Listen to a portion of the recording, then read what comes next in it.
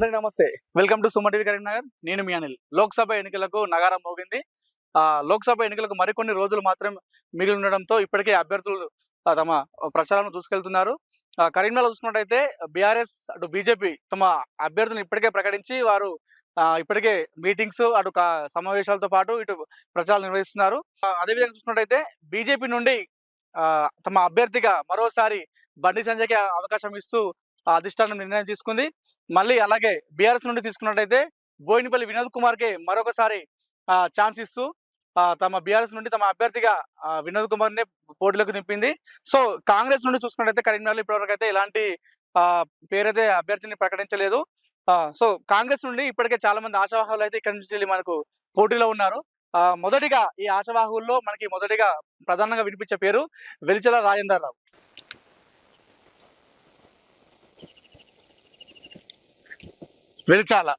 వెలిచల రాజేందర్ రావు. వెలిచల రాజేందర్ రావు విషయానికి వస్తే తన తండ్రి వెలిచల జగపతిరావు ఉమ్మడి ఆంధ్రప్రదేశ్ రాష్ట్రంలో మంచి పేరు పొందిన నాయకుడు. సో వారసత్వంతో వచ్చినటువంటి వెలిచల రాజేందర్ రావుకి చాలా మంచి పేరు ఉంది రాజకీయ నాయకుడిగా. వెలిచల రాజేందర్ రావు గారి తండ్రి వెలిచల జగపతిరావు సర్పంచ్ నుండి అటు ఎమ్మెల్యేగా ఎమ్మెల్సీగా ఈ రెండు చేసినటువంటి నాయకుడిగా మంచి పేరైతుంది. ఇక రాజేంద్రరావు విషయానికి వస్తే అటు సింగిల్ విండో చైర్మన్ గాను ఇటు మార్కెట్ కమిటీ చైర్మన్ గా పనిచేసిన అనుభవం కూడా ఈ రాజేంద్రరావుకు ఉన్నది. 2004లో రాజేంద్రరావు విషయానికి వస్తే 2004లో చొప్పదండి కాన్స్టిట్యూన్సీ నుండి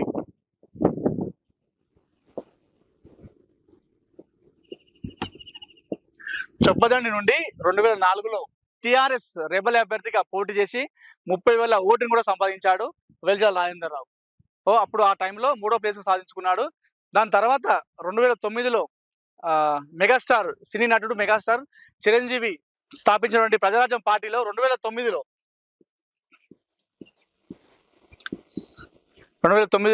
పిఆర్పి నుండి కరీంనగర్ ఎంపీగా కూడా పోటీ చేసిన అనుభవం కూడా రాజేందర్ రావుకు ఉందని మనం చెప్పుకోవచ్చు.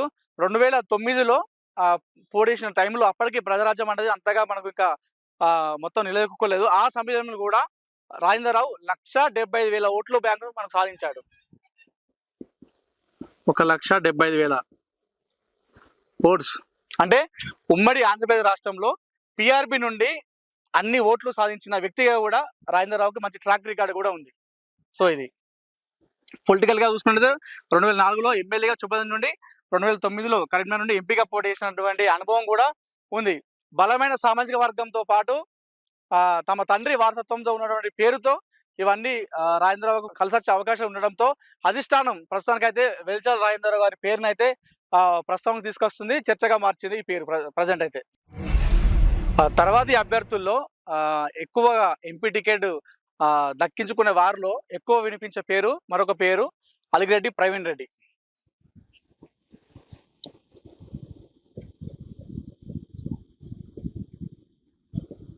అలిగిరెడ్డి ప్రవీణ్ రెడ్డి మనం రాజకీయ ప్రస్థానం చూసుకున్నట్టయితే కాంగ్రెస్ పార్టీ నుండి తన రాజకీయ ప్రస్థానం మొదలుపెట్టాడు.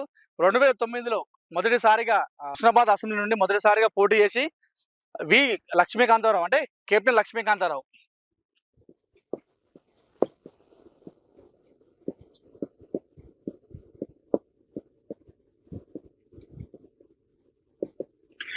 లక్ష్మీకాంతారావు అంటే ఉమ్మడి రాష్ట్రంలోనే మంచి పేరు పొందిన నాయకుడు. సో ఆ కెప్టెన్ లక్ష్మీకాంతారావు పైన గెలవడంతో ఒక్కసారిగా ఉమ్మడి రాష్ట్రంలో అలిగిరెడ్డి ప్రవీణ్ రెడ్డి మొత్తం దృష్టి అంతా తనపై సారించుకున్నాడు. అనంతరం 2014లో కాంగ్రెస్ నుండి మరొకసారి ఇక్కడ నుండి పోటీ చేయడం జరిగింది హుస్నాబాద్ నుండి. ఈ సమయంలో జరిగిన అసెంబ్లీ ఎన్నికల్లో కెప్టెన్ లక్ష్మీకాంతారావు తనయుడు వడితెల సతీష్ కుమార్ చేతిలో ఓటమి పాలు చెందాడు ప్రవీణ్ కుమార్ రెడ్డి. సో నెక్స్ట్ 2018లో వచ్చినటువంటి సార్వత్రిక ఎన్నికల్లో 2018లో వచ్చినటువంటి ముందస్తు ఎన్నికల్లో పొత్తులో భాగంగా సీటు సిపిఐకి ఇవ్వడంతో పోటీ నుండి తప్పుకున్నాడు.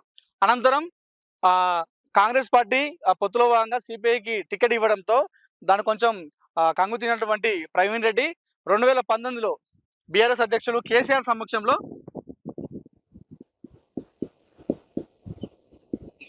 బీఆర్ఎస్ లో చేరడం జరిగింది.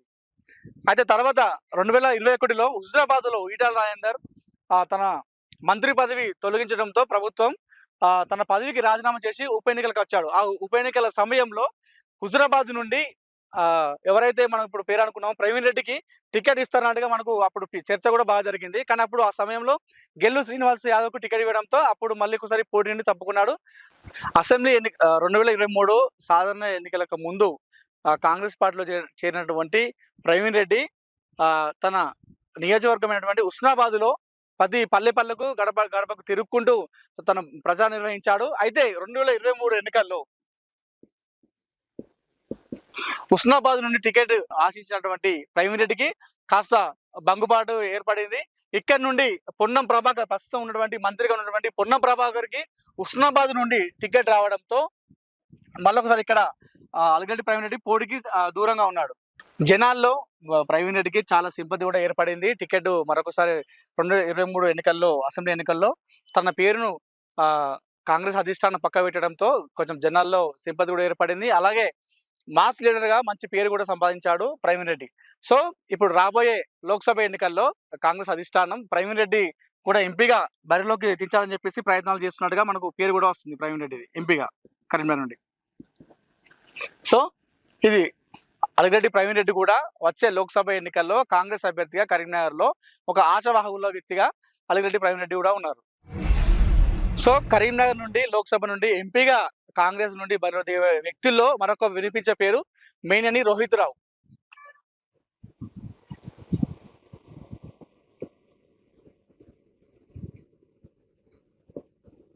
సో మేనేని రోహిత్ రావు గురించి చెప్పుకోవాల్సి వస్తే దేశవ్యాప్తంగా కాంగ్రెస్ పార్టీలో మంచి లీడర్ గా గుర్తింపు పొందినటువంటి ఎంఎస్ఆర్ వారసుడుగా వచ్చాడు మనకు మేనేని రోహిత్ రావు.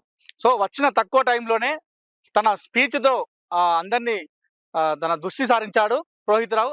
కరీంనగర్ లో బీజేపీ బీఆర్ఎస్ నాయకులను ఎండగడుతూ చాలా కార్యక్రమాలను నిర్వహించాడు. మొన్న గడిచిన అసెంబ్లీ ఎన్నికల్లో గ్రామాన తిరుగుతూ ఆ గ్రామాల్లో సైతం తన పట్టును సాధించాడు మేనేని రోహిత్ రావు. అదేవిధంగా యూత్ లీడర్ గా యువతను కూడా చాలా తన స్పీచ్ తో ఆకర్షించినటువంటి రోహిత్ రావు మొన్న గడిచిన ఎన్నికల్లో, సార్వత్రిక ఎన్నికల్లో 2023 అసెంబ్లీ ఎన్నికల్లో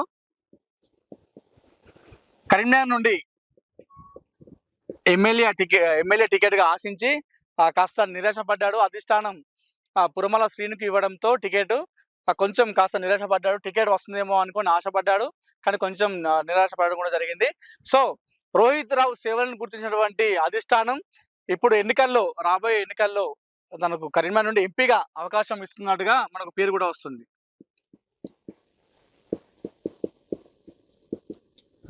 సో 23లో ఆశించాడు, ఇక్కడ నిరాశపడడం జరిగింది. సో 24లో అధిష్టానం తన సేవలను గుర్తించినటువంటి అధిష్టానం రోహిత్ రావుకు వచ్చే లోక్సభ ఎన్నికల్లో కాంగ్రెస్ నుండి లోక్సభ అభ్యర్థిగా తన పేరును ప్రకటించే యోచనలో ఉన్నట్టు కూడా మనకు తెలుస్తుంది.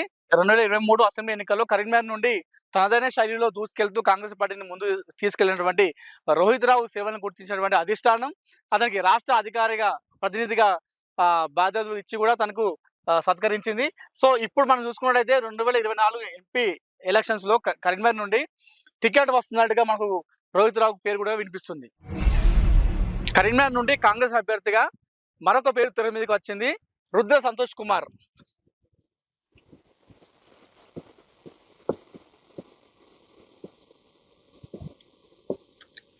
సో రుద్ర సంతోష్ కుమార్ అనే పేరు అనూహ్యంగా తెర మీదకి వచ్చింది.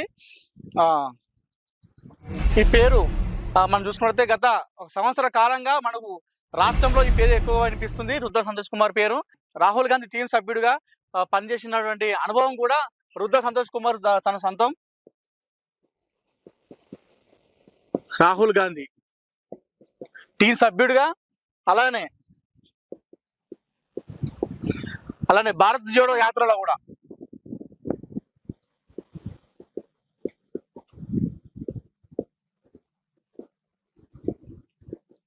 రాహుల్ గాంధీ టీం సభ్యుడిగా అలానే భారత్ జోడో యాత్రలో కూడా తనదైన శైలిలో సలహాలు ఇచ్చుకుంటూ తన మార్పును సాధించుకున్నాడు రుద్ర సంతోష్ కుమార్.